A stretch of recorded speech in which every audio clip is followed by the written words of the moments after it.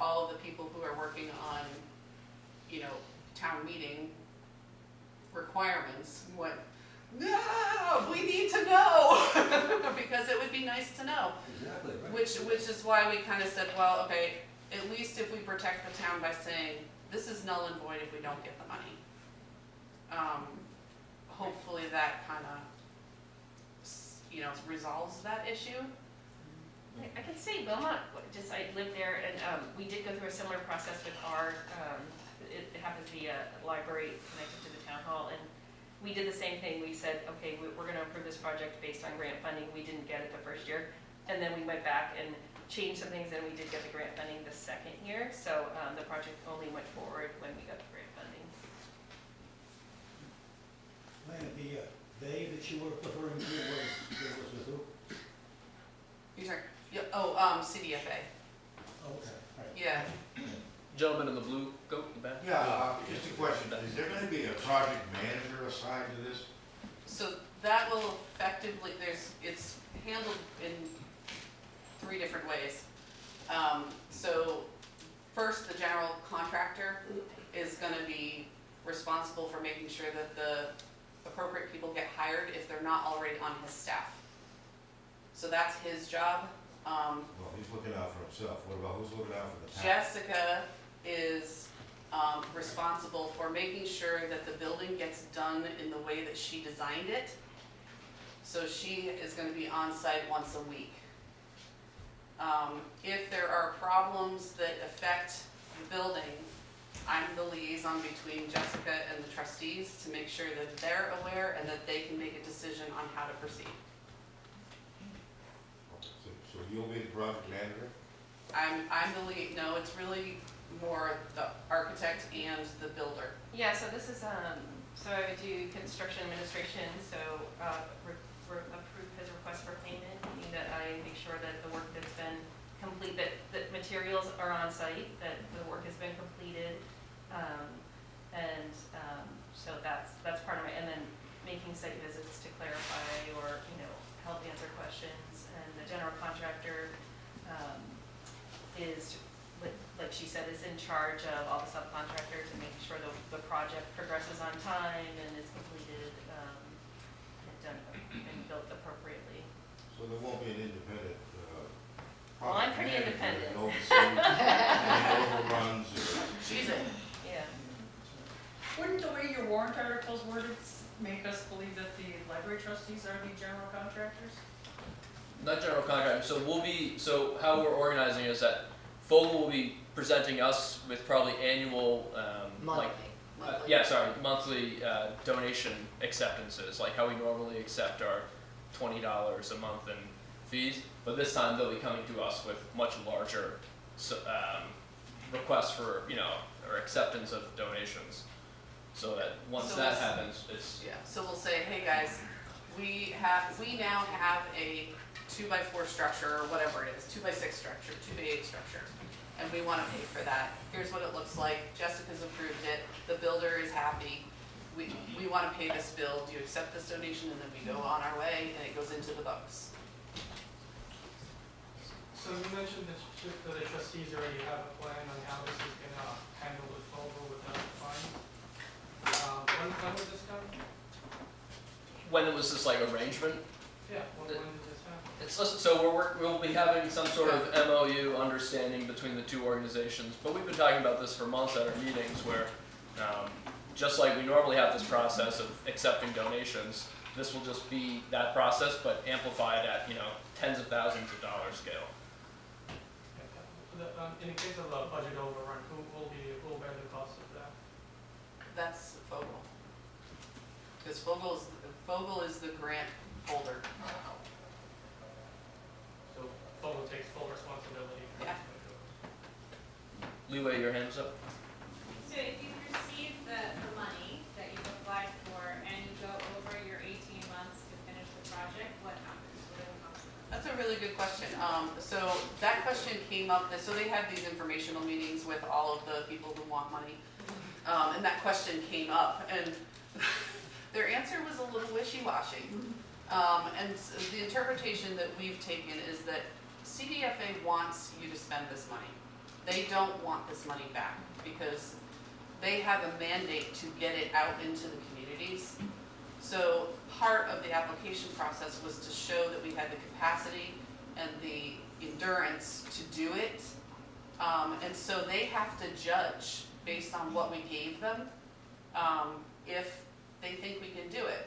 So part of how we demonstrated that is we demonstrate that we already have Bobby Center on board to do the excavation. We, say that we're gonna be doing in the 3 months in between the grant application and the award, that we're gonna be working on the construction documents, and that we have a, building person on hand, and we're finishing up the energy model. And so you have to demonstrate, okay, in good faith, yeah, we think these people can do it. And so part of our responsibility as the people who hold the grant, we have to go to them if we expect a problem. So I put together a construction timeline, and they have to judge whether or not they think it's reasonable. In order to do that, I went to a handful of people and I said, hey, do you think this is reasonable? I think it's reasonable, but, maybe it's not. Because they're gonna be scrutinizing those documents and trying to tell, okay, can they do this? And so they really don't want the money back, and they are putting themselves behind us and our capacity if they choose to give us that money. Yeah, it is 3:10, so maybe Okay. go till 3:15. Sure. Do you have a question? Ed? So how many hours per week is the library itself, so somebody can go in and obtain books? You're talking 28 hours, what's? So the way that we did the budget, we assumed it's still 12 hours because it's not our role as Fogel to tell the town, you need to increase the operating budget because we gave you this beautiful building. So So- with that being said, then the trustees could say, well, all right, we want to keep the library open more hours, so that's going to result in the town having to pay more of that. If the voters approve the budget increase, but I would say the library services are open 12 hours a week. This building is designed and expected to have non-library services available to the community outside those open hours, right? So we have conference rooms that people could potentially, or not potentially, but conference rooms that people can schedule for out of normal library operating hours. Or groups. So anytime that, if you don't need a book to be checked out, the library could still technically be open and operated by volunteers or, non-staff people to still be used for the community. So who's going to staff it when it's open for other uses? And are they going to be paid? It would be So, short, can I answer? Yeah. I think it would be similar to like how the town hall is used, or things like that. People have used the fire department. I mean, it'll be just like there'll be somebody, you go and you go to the trustees, say, I'd like to use it this time for this project. It gets okayed, and then they are allowed to open it up and use it. Thank you, sorry. I do have a couple of questions. One, is there an estimate as to what, if any, money is going to be needed from taxpayers for any of this? Two, if the idea of an after-school program is not okay, because again, that would increasing to have another bus, to have an after-school director, that is a school issue as well as a town issue, which then of course would have to have voters vote on that. If that doesn't come through, how does that affect this grant that you're applying for? So part one of your question is Yeah. what taxpayer dollars are going Yeah. into this. So no Or new, increase. I don't care if I'm already paying it, that's great. yeah. But increase. So no new taxes are planned for it. So the library trustees have committed up to $35,000 in our capital reserve fund for this project. Whether that comes at the end for furnishings, whether that comes, more in the beginning. But we've committed up to $35,000. We have about $65,000 in that capital reserve fund now. So we're not even depleting, that. Part two is kind of a more what if the programs that Yeah. we've promised are Because it sounds advertised. like, from the presentation, is that in order to apply for the grant that you applied for, you have to show that not only are we using it for a library, but we're using it enrichment, where the senior piece seems like that is very doable. When you're talking about school, and I ran the after-school program in Canaan for many years before it became what it was, and there was a very valid reason as to why we charge extra Oh, when for you sure. pick your kid up out Yeah. time. Just so you know. But with that, there's a lot more involved, because you're asking to put change bus routes, because right now, they won't allow middle school and elementary school kids to ride on the same bus, which is why kids are occurring such a long bus ride home now. Two, so you're adding an extra bus, and then you're adding another bus at 5 o'clock, if I'm listening correctly, so that's 2 extra buses, plus somebody to watch kids. And we're not sure if we're gonna have library services or not, but that's gonna be a district vote, because you have to get the bus company behind you. You have to get parents that are gonna be like, wait a minute, why are our taxes going up for a program in Grafton when it's not open to all 5 towns that the school district serves? But it seems like you have to offer that in order to get Yes. this grant. So there's a couple of different, again, you have to show the grantors that you have support for it. So what we had to do was we had to have a letter of commitment, not a letter of support, and they're different. So she committed to providing that after-school bus, the evening bus, and a bus to get the kids there. So at that point, it's on her. The other piece is the finding the money for the director, and what they committed to is helping, we're gonna be partnering to help them get money. We as in Fogel, or we as in the taxpayer? Fogel. Okay. Fogel, so we have some grant writing capabilities.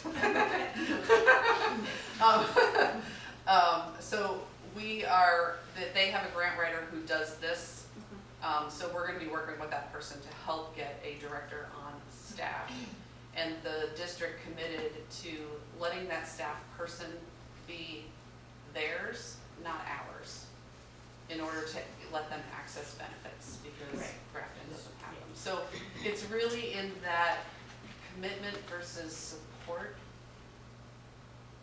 Is an important distinction. So. And I just want to add, the school district, the superintendent is the one that committed to this program. Because it's So- in her strategic plan. Right, and it's she's in their being strategic required. plan, but we don't have any control of. Right, that's kind of where I was confused, Yeah. because we can say that, I mean, it'd be great to have a program for kids after school. But a grant will be awarded on that part, I'm not saying if it gets awarded, it'll be the commitment of the school to try to get that done, not that it'll absolutely, I mean, if it's not successful for some reason, then it's not successful. But Once then they we award- as taxpayers don't pick that up. Oh, Right. no. Right, No. right. Okay, we'll do 2 more questions. Sandy and then Cindy, we'll wrap it up. Historically, programs for both children and adults have been at that library, and I know I worked with Caitlin, who was the director, and we had a wonderful fiber arts for everybody that wanted to come. We did nature walks with kids, which I did. So programming historically has been part of the library. We're starting a new Common Ground Homesteader group. The feedback has been unbelievable, 25 responses immediately, seed saving, gardening, canning, preserving, just all sorts of things surrounding self-reliance. And my coworker, Robin Feld, who does just as much work as I do when we talk about programming, we're thinking of sculpting for kids and art programs, sculpting and painting. And the biggest hindrance really is space and water and bathroom facilities. We provide healthy snacks for the children, and it's so hard to clean up. And how do you do sculpting and painting with children without some kind of resource for cleaning up afterwards? The children's programs have been wonderful. the room has been loaded with people, including special needs. So I'm really would like to, hope people will support that part of the program, of the plan rather. Our kids in Grafton don't have a lot. They really don't. And unless they travel. They have to travel, I would say a minimum, I mean, at least 10 miles for any type of programming. I mean, Well, high-speed internet, how does that work? Because, I mean, right now, we don't have it, we're waiting for the co-op to offer it, and I live right on Main Street, Yeah. literally 2 houses down from where you're asking to build this. Well, Route So- 4 will be a corridor of high-speed internet according to the Grafton County. Yeah. There's already fiber in the town office. There is. Well, there is. Yeah. Okay, Yeah. okay. Cindy. So you've been talking about different times that the library will be open when it's not necessarily open for library services. So I'm wondering what you've come up with for security and access. These are some of the design things that we're going to talk about, like how do we maybe close off certain parts of the library. Yeah, you can make it really complicated, or you can make it somewhat simple in that, there's a lot you can do to give certain people access certain times with hardware essentially. Yeah, because that's something that's been a problem here is there's duplicate keys running all over town that people have had forever, and, I think like a keypad access would be There's easier keypads, to control. Yeah, And the second part of my concern is that if you would get onto the town security system, if that building's gonna be, being a much bigger building with extra doors, that could up what it would cost, in the selectmen's budget for security. Yeah, so leave that point or something, we'll write it down, but that's something good for us to plan about. So I'll say if you have additional questions, either write them down on the plans, come find us, in 30 seconds when we conclude. I do want to say though, just a huge thank you to our volunteers and to our professional staff, sometimes both, to Friends of Grafton Library. This has been 10 years of really hard work and a lot of volunteer effort. We're very lucky to have that support, and I think we had good questions asked today. Keep them coming, and we'll see you on Saturday again at the But you deliberative should session. make it so that one of the main things is keep going on the Friends of Grafton Library website to get all the updates. That's very important, because if you can't ask it today, maybe you felt nervous, maybe you forgot a question, keep going to that, and I'm sure any one of these people will answer your question from now until whenever.